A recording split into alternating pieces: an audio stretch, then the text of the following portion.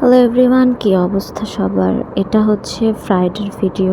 তো আমি সকাল সকাল ঘুম থেকে উঠে সব কাজ শেষ করে দিয়ে আমি রেডি হচ্ছি ঢাকায় যাওয়ার জন্য। শাওয়ার করার আগে আমি ড্রেস রেডি করে যাই, তারপরে শাওয়ার করে এসে আমি ঝটপট রেডি হয়ে নিই। আর এখানে আমি দেখাচ্ছিলাম যে পিছনে আমার বর গেমস খেলতেছে।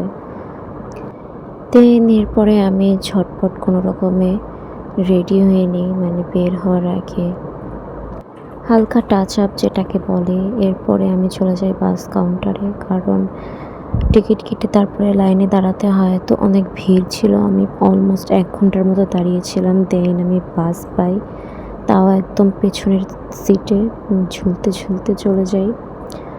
দেন আমি একাডেমিতে গিয়ে শুরু করে দিই ক্লাস। এটা হচ্ছে আমার একটা স্টুডেন্টের ছোট বোন।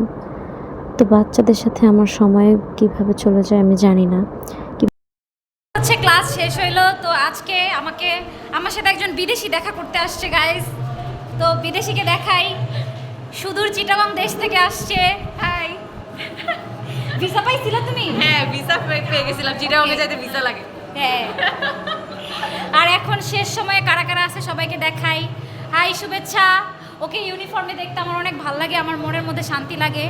এটা হচ্ছে ঋদ্ধি, তারপরে হচ্ছে সৃজন্তী, এই তারপরে কে, আরোহী। এই তোমরা সবাই সাবস্ক্রাইব করছো? ওকে, থ্যাংক ইউ। তো এখন হচ্ছে আমি যাবো আবার অন্য দেশে, নারায়ণগঞ্জ দেশে যাব আমার শ্বশুর বাড়িতে। তাড়াতাড়ি আমাকে এখন বাসের জন্য সিরিয়াল দিতে হবে। তো চলো দৌড় দেই, গো।